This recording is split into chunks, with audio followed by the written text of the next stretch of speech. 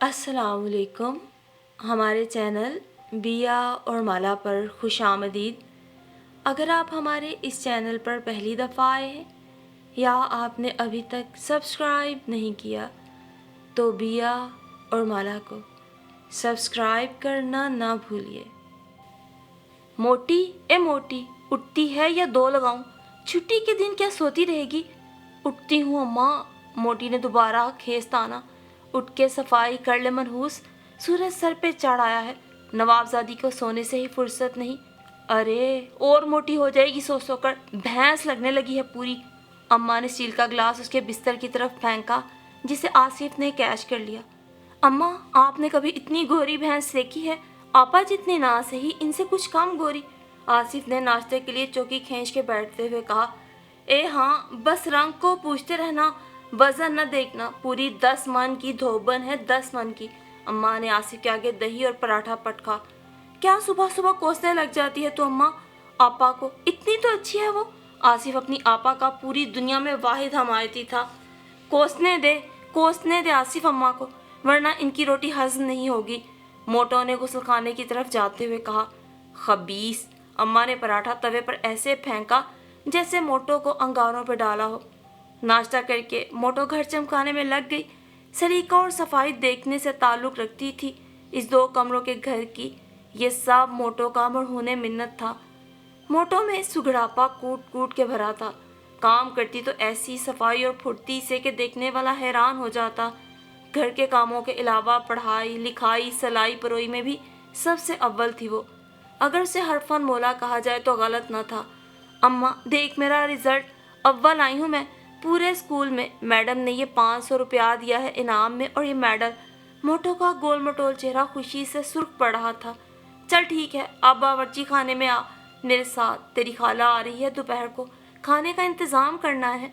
अम्मा ने मानो सुना ही ना था। माँ के बेइतनाई भरे अंदाज को नज़रअंदाज करते हुए वो फिर बोली। आज तो गुलाब जामुन मंगवा दे अम्मा। मोटो ने गुलाब जामुनों का तस्वुर करके मुंह में मीठा सा जायका महसूस किया। हाँ मंगवा दूँ तुझे गुलाब जामुन, ताकि तू और फैल जाए। वैसे भी महीने की आखिरी तारीख है, मेरे पास कोई पैसा नहीं। ला ये 500 रुपया, गोश्त मंगवा लूँ मेहमानों के लिए। माँ ने तो उसका दिल ही तोड़ दिया। टिप टिप आंसू उसकी आंखों से बहने लगे। ना रो आपा, मुझे जब कल अब्बा जी से पैसे मिलेंगे तो मैं ला दूंगा तुझे गुलाब जामुन। आसिफ से आपा का रोना ना देखा गया। वो उससे लिपट कर उसके आंसू पूंछने लगा, लेकिन वो रोए गई। उसने अपना रिजल्ट कार्ड भी अपने ताक में फेंक दिया और अम्मा की पुकार सुनते ही बावर्ची खाने में चली गई, जहाँ बर्तनों का ढेर उसका इंतजार कर रहा था। वो बर्तनों को रगड़ रगड़ के चमकाती रही और सर झुकाए साथ साथ रोती रही।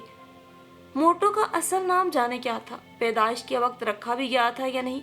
अलबत्ता स्कूल रजिस्टर में उसका नाम कुरतुलैन दर्ज था। हाजिरी के वक्त वो इसी पर लब्बैक कहती थी। बाकी सारा वक्त स्कूल की लड़कियां उसे मोटो मोटो ही कहती। अब तो उनकी देखा देखी सारी टीचर्स भी उसे मोटो ही कहती थी। मोटो पैदाइश के वक्त थी, खूब मोटी ताज़ी थी, गुलगोथनी गोरी सफ़ेद बच्ची, सबको ही प्यारी लगती थी। आम बच्चों से बेनिस्बतन कम खुराक लेने वाली एनी 4-5 साल की उम्र में ही मोटी कहलाई जाने लगी। और फिर मोटी से मोटो उसे बहन भाइयों ने लाड प्यार में बना डाला, सवाए आसिफ के जो उसे आपा कहता था।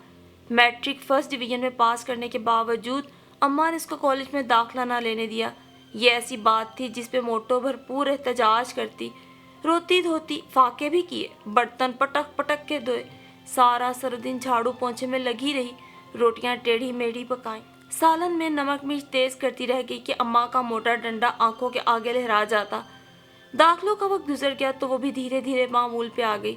लेकिन जब मोहल्ले में सुबह सुबह कॉलेज की वैन वाला हॉर्न देता तो चुपके से कोई आंसू उसकी आंख से टपक जाता। एक सर्द घुटी घुटी आह दबाए वो मजीद चाबक दस्ती से अपने काम निपटाने लगती। अम्मा अब उसकी तरफ से बेफिक्र थी, सो सारी घरदारी उस पर छोड़कर दिन दिन भर मोहल्ले में घूमती। अब तो अम्मा की सहेलियां और रिश्ते कराने वालियों के तवस्सुस से मोटो के रिश्ते आने लगे थे। किसी ठेले वाले, तांगे वाले, बढ़ई, मोची, हद तो हद एक रोज तो मोहल्ले में रहने वाले 65 साला जगत चाचा ने भी रिश्ता भेज दिया, जिनकी बीवी को मरे हुए 20 साल हो चुके थे। इस रिश्ते के आने पे मोटो तड़प तड़प के रोई। इस तरह की अम्मा की आंखें भी नम हो गई। फूट फूट के रोता। आसिफ तो अपनी प्लास्टिक की बंदूक लेकर उसी दम जगत चचा को कत्ल करने को तैयार हो गया। अम्मा, मैं शादी नहीं करूँगी, बल्कि मुझ मोटी बहन से कौन शादी करेगा? खुदा के वास्ते तुम ये रिश्ते लाने वाली खाला को मना कर दो कि मेरे लिए कोई रिश्ता ना लाए। तो क्या सारी उम्र हमारे ही घर बैठी रहेगी? अम्मा की आवाज़ भी आंसुओं की नमी से गीली थी। अम्मा, कुछ नहीं मांगूंगी तुमसे, बस एक चारपाई जितनी जगह और 2 रोटियां, गर्मी सर्दी का एक एक जोड़ा, इसके सिवा कुछ नहीं मांगूंगी। मैं हाथ जोड़ती हूँ अम्मा। उसने रोते रोते हाथ जोड़ दिए तो आसिफ दौड़कर उससे लिपट गया। अलबत्ता अम्मा चुपचाप कमरे से निकल गई। और यूं चुपके चुपके 2 साल गुजर गए। मोटो का वजन पहले से भी 2-4 किलो बढ़ गया। सारा दिन घर के काम में जुटी रहने वाली, सूखी रोटी चटनी खाने वाली मोटो मजीद मोटी हो गई। लेकिन इस सारे अरसे में मोटो का कोई रिश्ता ना आया। मोटो भी अब मुतमईन थी। उसकी खाला अब के पूरे साल बाद मिलने आई थी। मोटो ने गाय का सालन ऐसा बनाया कि खाला ने उसके हाथ चूम लिए। सारा दिन वो काम में जुटी भांजी को देखती रही। रात को जब सब सोने के लिए चारपाइयों पर लेट गए तो खाला मोटो के सरहाने आ बैठी और लगी धीरे धीरे इधर उधर की बातें करने। जब सबके सोने का अंदाज़ा हो गया तो बोली, ऐनी बिटिया, एक बात करनी थी तुमसे। बिटिया? ये क्या कह दिया था खाला ने? उसे तो आज तक किसी ने उसके नाम से ना पुकारा था, कुजा बिटिया कहना। आंसू उबल उबल कर उसके तकिए में जज्ब होने लगे। आवाज़ सीने में ही घुट गई। बेटा, आपा और भाईजान तुम्हारी वजह से बहुत परेशान हैं। तुम शादी के लिए मान जाओ। सिसकियाँ रुकते हुए ऐनी ने खाला के हाथ थाम लिए। हाँ बेटा, हमारे रिश्ते में जेठ होते हैं। 4 छोटे छोटे बच्चे छोड़कर बीवी अल्लाह को प्यारी हो गई। बहुत शरीफ आदमी है। बच्चों की वजह से मजबूर हो गए हैं। ऐनी की सिसकियाँ कराहों में बदल गई।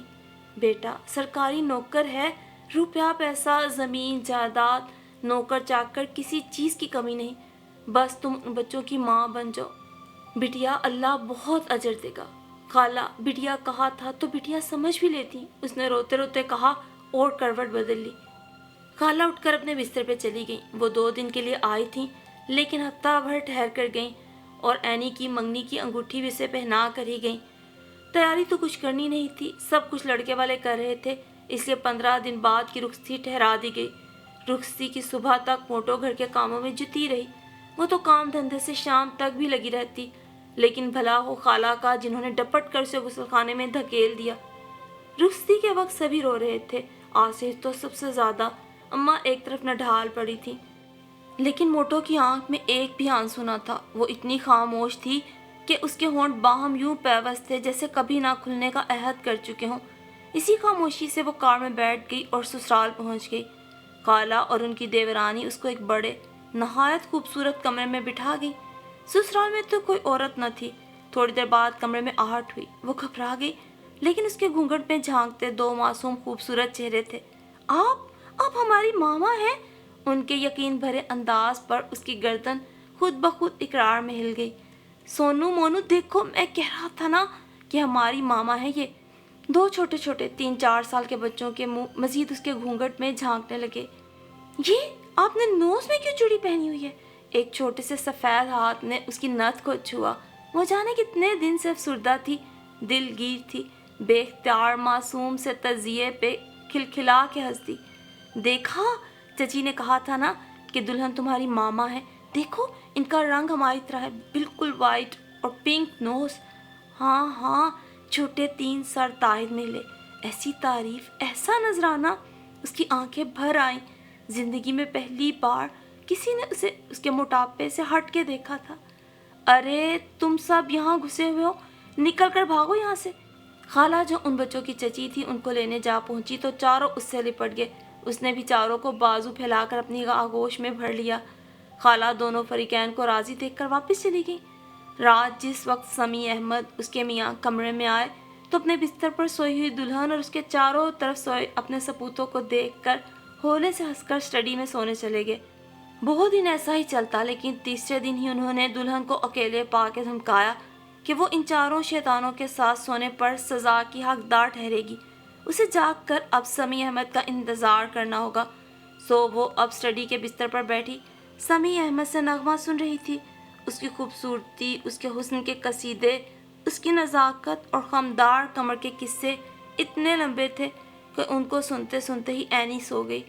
پھر تو یہ روز کا معمول ٹھہرا کہ پہلے چاروں بچوں کے ساتھ بیڈ پر، پھر سمیع احمد کی اسٹڈی میں بچھی بینچ پر سوتے جاگتے نغمہ نامہ سنتے ہوئے اس کی راتیں گزرنے لگی۔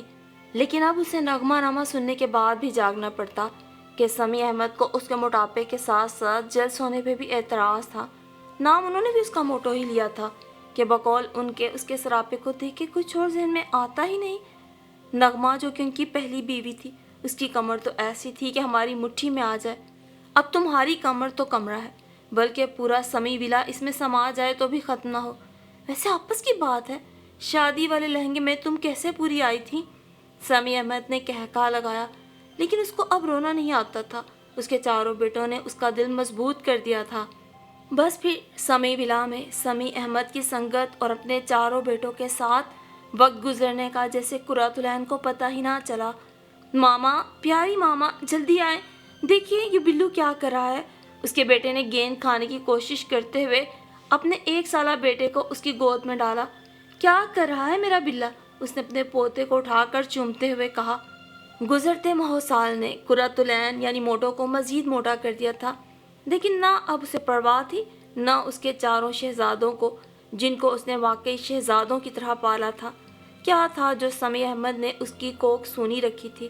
اس نے ان چاروں سے اپنی گود بھر لی اور مطمئن ہو گئی۔ وہ اپنے بچوں کے ذہن پر نیکی بن کے چھائی ہوئی تھی۔ اعلیٰ سرکاری عہدوں پہ فائز اس کے بیٹے اس پہ جان چھڑکتے تھے۔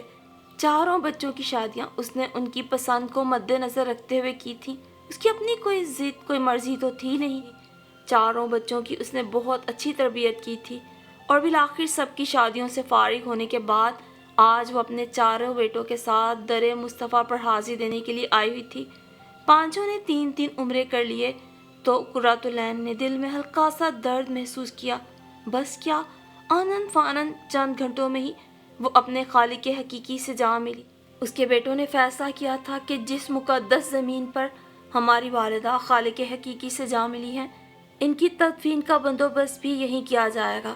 سمیع احمد جو طبیعت کی خرابی کے باعث یہاں ان کے ساتھ نہ آ سکے تھے، انہوں نے بھی بیٹوں کی رضامندی میں اپنی رضا ظاہر کر دی تھی، اور یوں موٹو یعنی قرۃ العین کا آخری وقت آن پہنچا تھا۔